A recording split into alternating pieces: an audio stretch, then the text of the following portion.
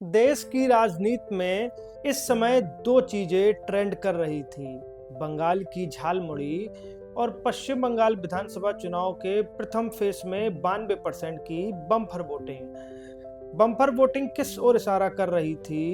क्या लग रहा था कि इस बम्पर वोटिंग से ममता बनर्जी ने खेला कर दिया है, या फिर चुनावी चाणक्य अमित शाह उनके दुर्ग को भेद पाए हैं? लेकिन इसी बीच कल देश की राजधानी में एक भूचाल आ गया, जब आम आदमी पार्टी के 2/3 राज्यसभा सांसद और उनके सबसे पॉपुलर चेहरा राघव चड्ढा भारतीय जनता पार्टी के कार्यालय में जाके शरणार्थी बन गए।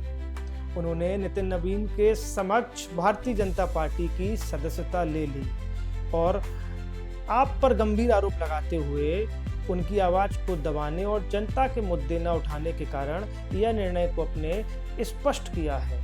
अब ये 7 सांसद जो आप छोड़कर गए हैं, ये कोई सिर्फ सांसदों की संख्या नहीं है, ये केजरीवाल के साथों के साथ बहुत ही खास और प्रिय लोग थे। सरल भाषा में कहे तो इनके ही कंधों पर इस पार्टी का भार था। उसमें हमारे जेनजी आंदोलन जो हुआ है विश्व का, लेकिन जो भारत में जेनजी की प्रथम पसंद है इस समय, वो है राघव चड्ढा।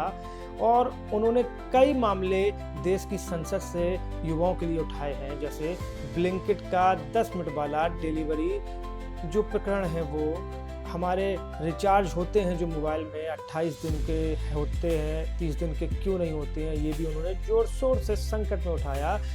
और उसके बाद हमारे राज्यसभा में जो खासो लोग थे, उनमें से एक हरभजन सिंह जो नामचीन हस्ती हैं देश की, वो भी भारतीय जनता पार्टी में शामिल हो गए हैं। और बात करें तो उद्योगपति जो कि पार्टी के फंडिंग का स्रोत थे, ए.के. मित्तल।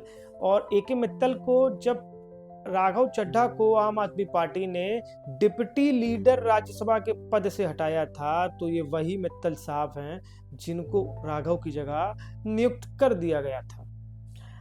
अब सबसे बड़ा चेहरा जो माना जा रहा है, जो सबसे ज्यादा झटका आम आदमी पार्टी को दे रहा है, वो है गौरव पाठक जी का, जिनको पार्टी में राष्ट्रीय महासचिव का पद भी मिला था।